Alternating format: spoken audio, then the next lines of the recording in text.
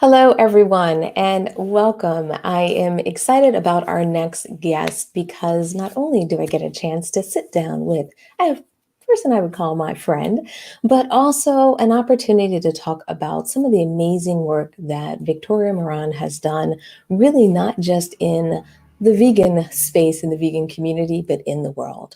I think this is a great opportunity for us to catch up with Victoria and not only talk about how she managed 2020, but as we move into 2021 and we're all like juggling all these things as we're moving into the new year, I think it's important for all of us to reset and think about kind of what are the possibilities again. So I'm hoping to tap into Victoria's positive vibes during our interview today to really talk about the vision that she has for the future, not only for herself, but for her business, and maybe some things that we all can learn from her. So, welcome, Victoria. I'm very, very happy to have you here with us Oh, today. it's always wonderful to be with you, Stephanie. And we are absolutely friends. We even rescued a cat together. That makes us practically sisters. Absolutely. I love this bond that we have, and we continue to build together as we do different events and activities. So let's give everyone a little bit of insight. I mean, I've personally been able to watch what you've done in 2020, how you flexed and pivoted and made changes in 2020, but maybe give us a little bit of perspective from your, the inside view of how you adapted in 2020 to kind of continue to thrive and, more importantly, continue to support your community and your students, and the individuals that you have really, and the community you've built.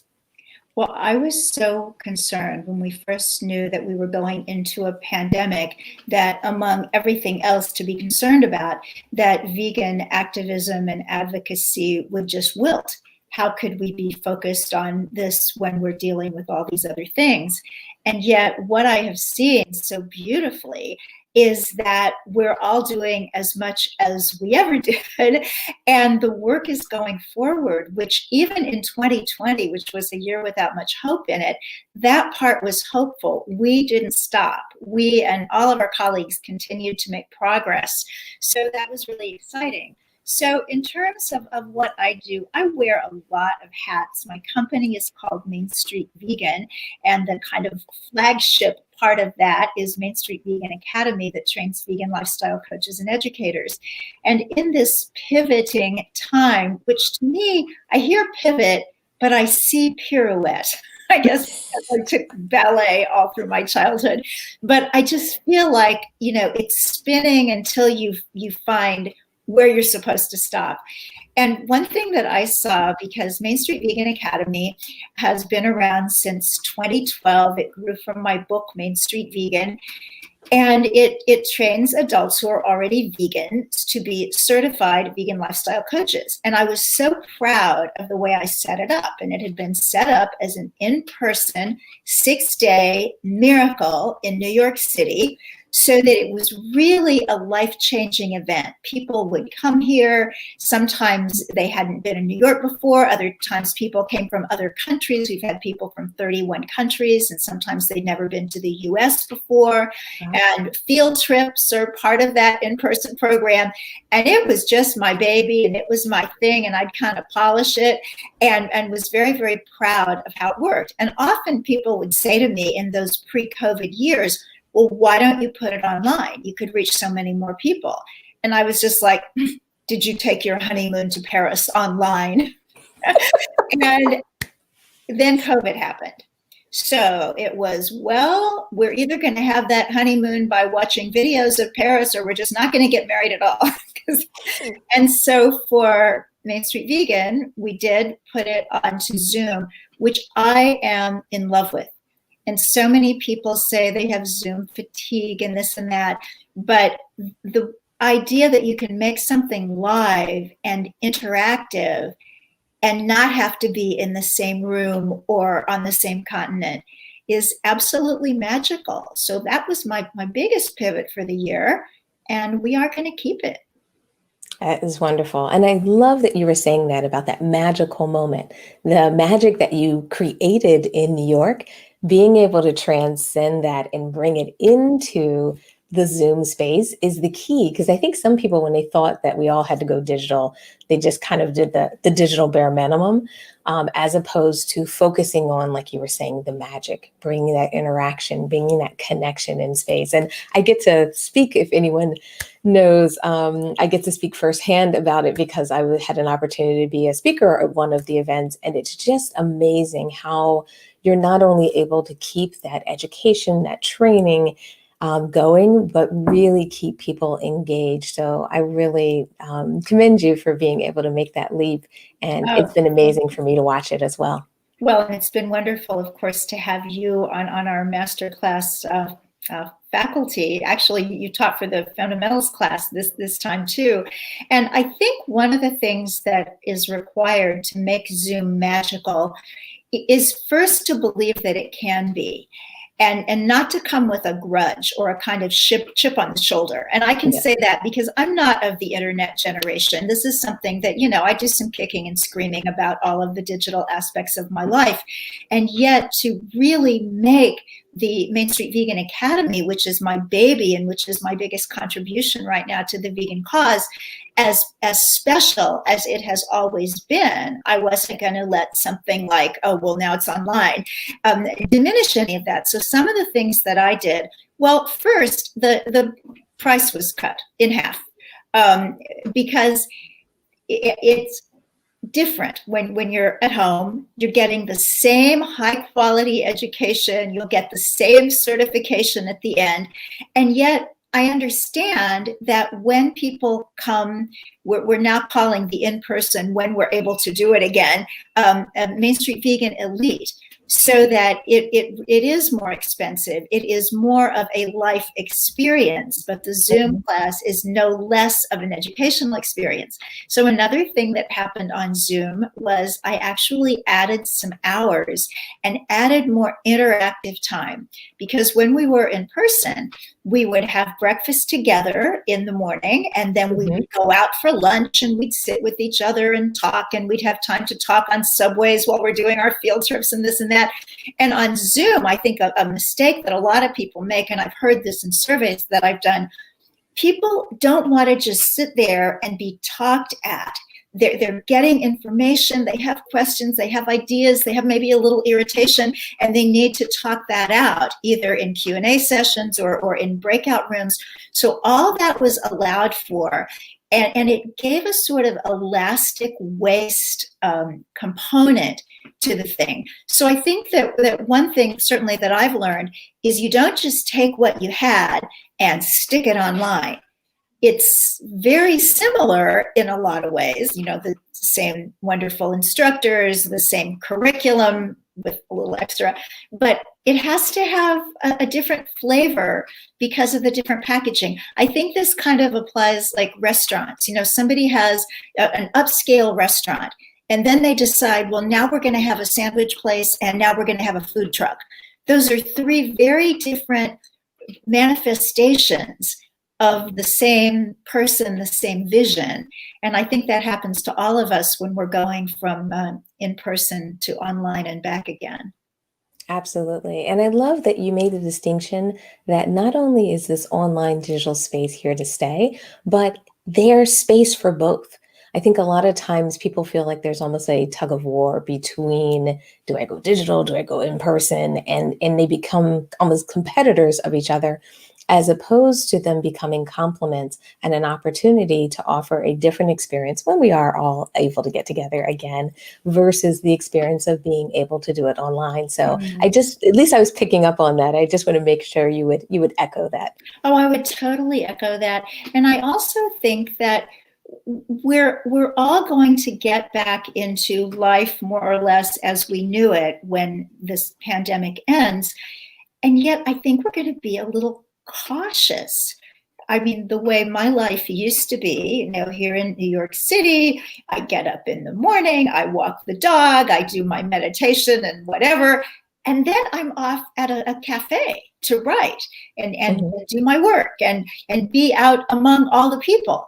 And I haven't done that since last February.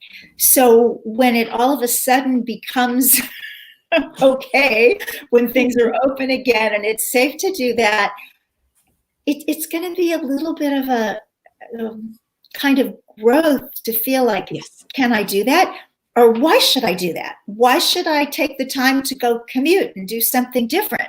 I think we just really have to be so flexible. And that's one of the things I love about a new year. It brings in this idea of, well, what can I do differently this year? Because I think especially when you've been in business for a while, it's like, this is how I do it. This is how I've always done it. And yet flexibility, certainly in the business climate that we have today, is it's the most valuable thing we have next to our commitment to this cause, I think.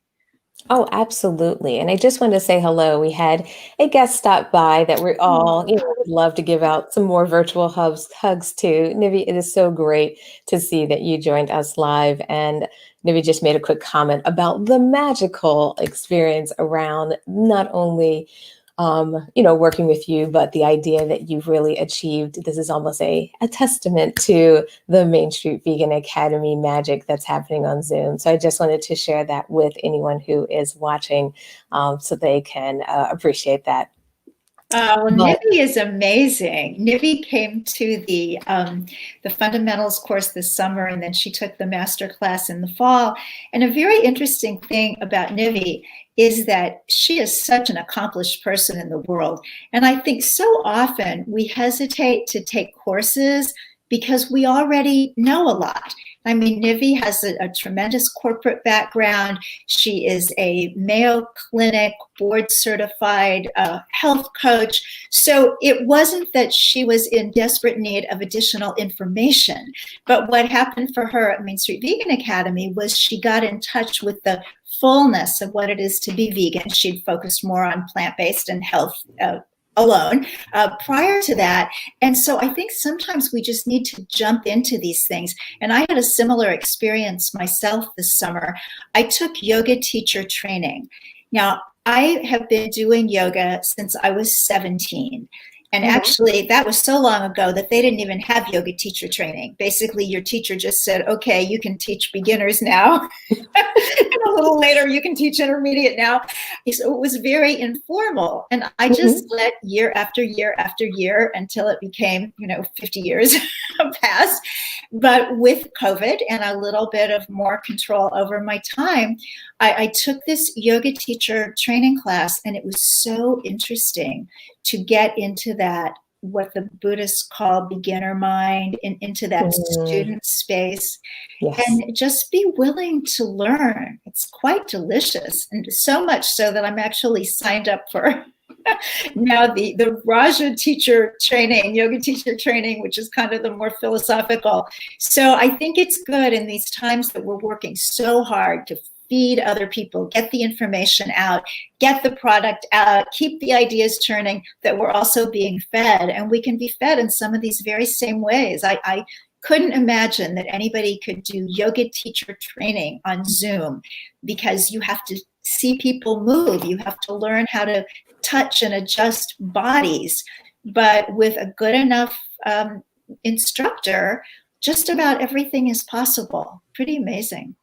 It is. And I think it's also pretty amazing how much this time has opened up our minds to look at things differently, to reevaluate the way we've always done things, and to, sometimes maybe some of us felt like it was taking us in this mode and we were, kicking and screaming, as they say. But I really feel like we've all had a chance to not just go with the flow of what we've done before, but open ourselves up to learning new things, trying new things, maybe reevaluating where we spend our time. And I love that we're in this time of year, especially in January, where we have this kind of start button that we can all kind of hit in our lives. Even though it's just, it's in our minds, but I love to seize on these times that I think it's such an amazing thing that we can all do by not just getting kind of drowned in what happened last year and some of the things that were hard and some of the things that took hard work to potentially overcome or to potentially maintain our lives through, but also about how important it is to feel comfortable with reshaping yourself, reshaping your vision.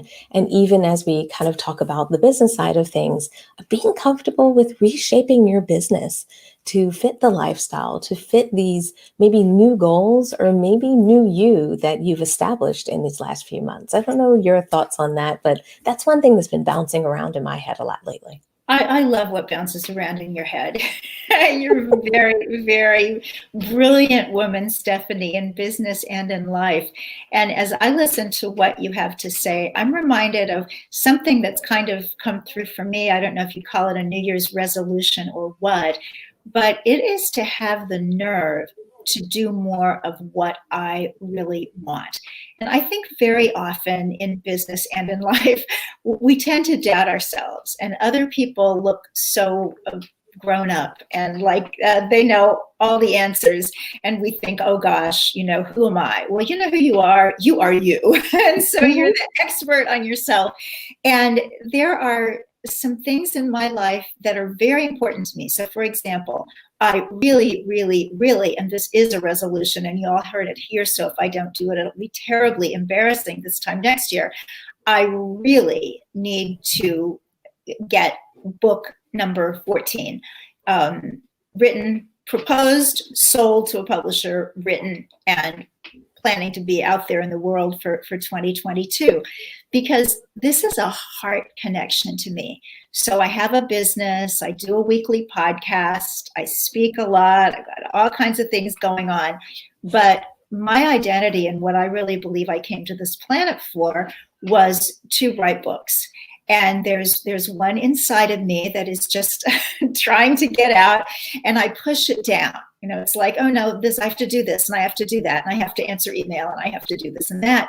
But to really prioritize that heart yearning, because that's the kind of thing, a lot of what we do, anybody can do. It can be delegated if we're lucky enough to have somebody to whom to delegate stuff. Or even if we don't, it could be delegated if there was somebody like that. But then there are things that nobody can do but you. This is kind of an assignment that has your name on it. And so that to me is a really, really important thing that for a long time in business, because I never, you know this, but your listeners don't, I never set about to start a business ever in a million years. And I would talk to people and they would say, I own a business. And I would think, oh, well, I don't own a business. I'm an artist. And I really had this kind of superior feeling, or at the very least, well, you own your business. I am my business. I'm a freelancer. I do this stuff. But you know what? The world changed. And being a writer, being a freelance writer, I used to write for magazines and they used to pay me and things changed. Oh, those were the days. Yeah, to be able to say, okay, that was then, this is now, but I am still me. And so how do we kind of make it work? How do we fit it together in the reality of what's going on now and what will be going on as things change going forward, but to still really be true to yourself and know that when you leave this planet that you won't have the regret of not having fulfilled your purpose. Sounds a little bit like I'm coming from the woo, but I like the woo.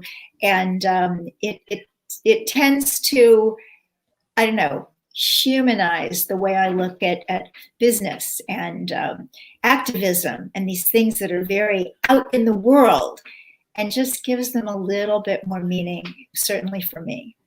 Absolutely. And I think it's important to have that meaning, that purpose, that connection.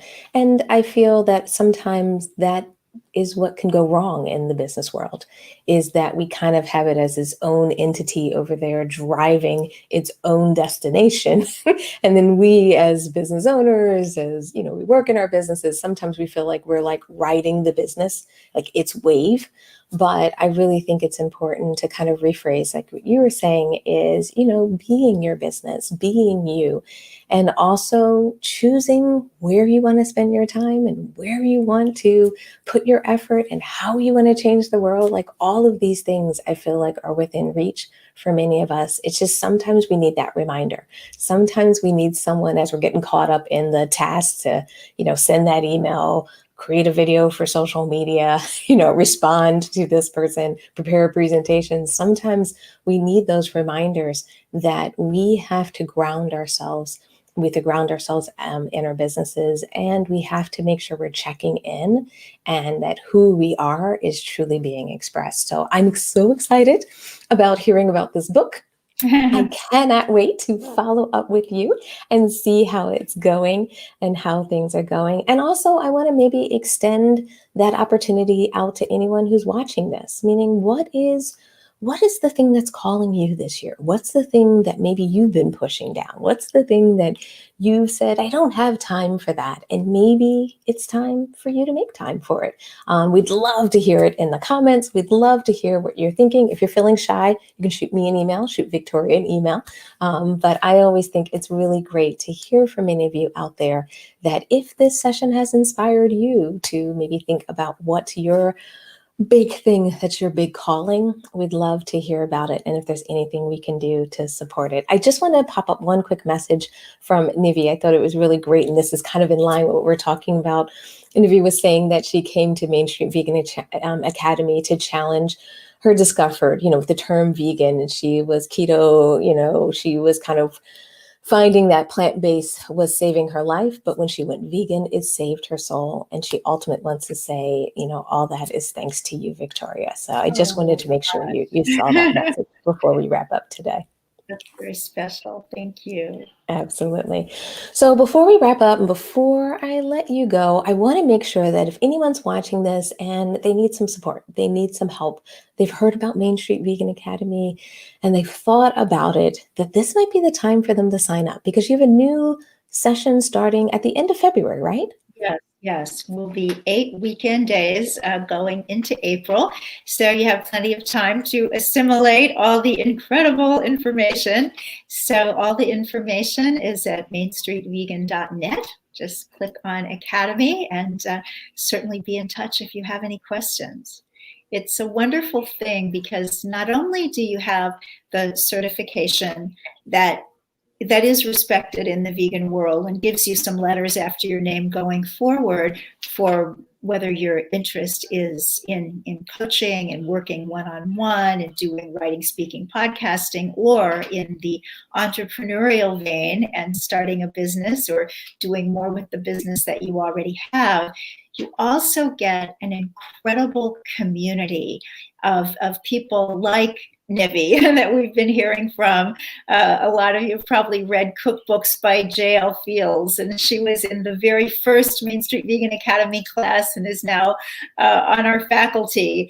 And we have a private Facebook group, and it's really a little bit like if you went to maybe a small college or maybe a big college, but you were in a sorority or something, so that you went out into adulthood, and maybe to this day you have support, you're surrounded by those people.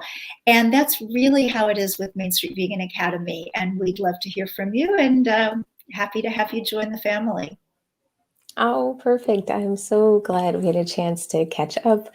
I'm hoping that some people that are listening today, that they are fired up and thinking about joining the family as well, because it is an amazing community to be a part of.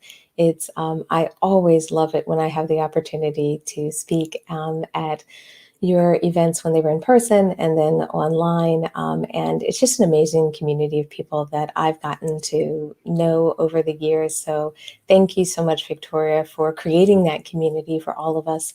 And really thank you for all that you do. I really appreciate the work that you do, whether, like you said, you're teaching, you're doing the business side, you're writing, doing podcasts as well. All of that is inspiration to all of us and also just a great way to brighten many of our days. So as we wrap up today, if you have any final words of wisdom for anyone as they're getting ready to roll into 2021 and make this thing happen, and no matter what's going on in the world as they move forward, any final words of advice or thoughts? I think just trust yourself, because there's so much information swirling around, and it's great to be educated and get information from other people, other people's opinions, but really, really trust that there's a little voice, and there's a saying called "do the next indicated thing," and I have never, since I first heard that a long, long time ago, had it steer me wrong. Thank you so much, Victoria. Thank you for joining. Thank you, everyone who's joined us live, or even if you're watching this as a replay or on our podcast. Really love it when people join, and we hope today's session has inspired you. And also, we hope today's session has given you some food for thought as you're moving forward through the year. Always, we love to see your comments. We love the likes and thumbs up and all that good jazz as well. But more importantly, we really, really, really love being here for you on a weekly basis and bringing amazing interviews like this to you. So thank you, everyone. Once again, thank you, Victoria.